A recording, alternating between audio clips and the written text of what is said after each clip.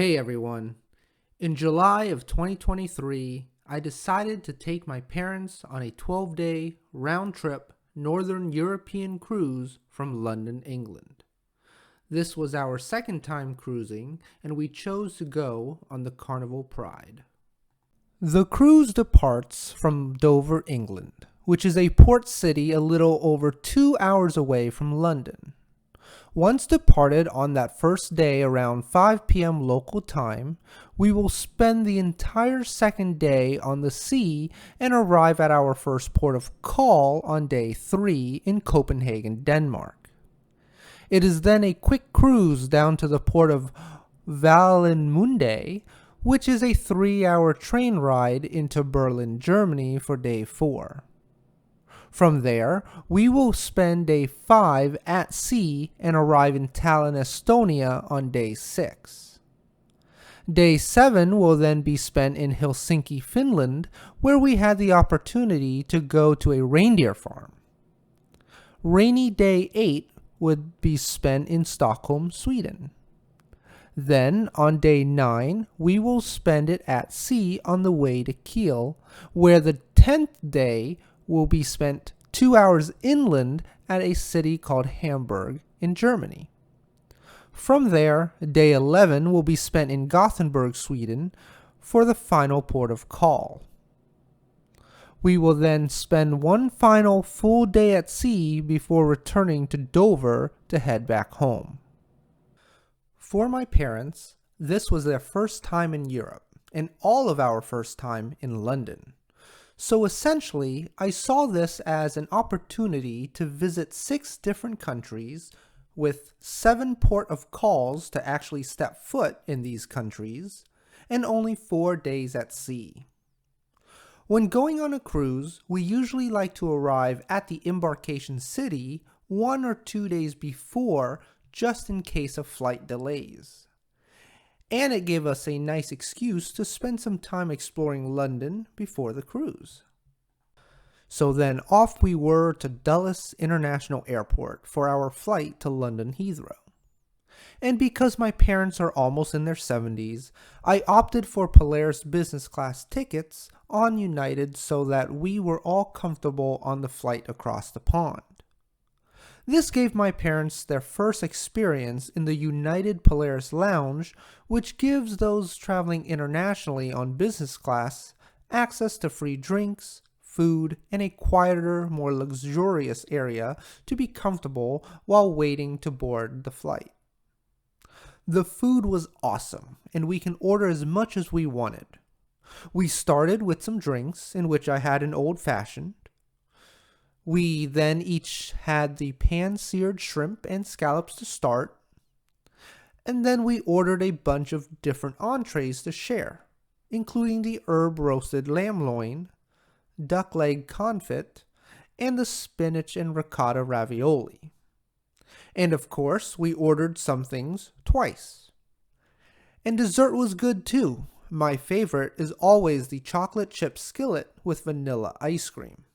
Once we were on the plane, they fed us more dinner and more dessert. Surprisingly, I did not finish. Heck, when we woke up and were about to land, they fed us breakfast too. And I was still too full to finish that. And as you would expect, the free food in the Polaris Lounge was much better than on the plane, so filling up on the lounge food was the right thing to do. Once we arrived at the airport, we got our luggage and headed to the garage for a taxi pickup. We got into a typical London black cab, which has a surprisingly large amount of room for passengers and luggage. We got to our hotel, which was the London Marriott Hotel Regent's Park, and got settled in. At the time, the hotel did go for about $350 per night, so it is on the pricier side. If I had to do it again, I may have considered using my Marriott Bonvoy points instead. The hotel room we purchased was a superior room with 2 beds. It was a larger than normal double bed, but certainly smaller than a queen. The room was definitely smaller compared to the ones in the United States, but it was modernized, it had a balcony, and elephants. As a Marriott Titanium Elite member, we received a welcome gift in our room consisting of tea bags and cookies. And every morning we would have access to the executive lounge, which Marriott now calls the M Club Lounge, for a complimentary breakfast buffet. But it was a small selection buffet, so nothing really to highlight. I purchased a 2-day hop-on, hop-off on the Golden Tours bus, which is similar to other hop-on, hop-off buses like the big bus I did in DC and the Toot bus I did in Paris, which appropriately runs on natural gas. We spent the next 2 days exploring London. We saw a bunch of different things on the tour bus's route, and I'll randomly go through some pictures here. Now, I don't remember the names of all these, but some of the landmarks we saw included the London Eye, St. Paul's Cathedral, Big Ben, London Bridge, Parliament, Buckingham Palace, Chinatown, and many more. On the day that it didn't rain, we even walked around and also participated in the one-way River Thames boat ride by City Cruises, which was included in the Golden Tour ticket.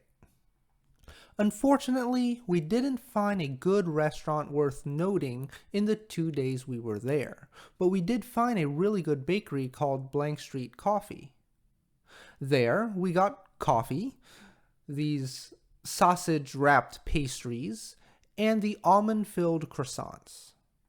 Then, on the morning of the cruise's embarkation, we got in the black cab, which was reserved for us thanks to the hotel concierge, and off to the Dover port we were.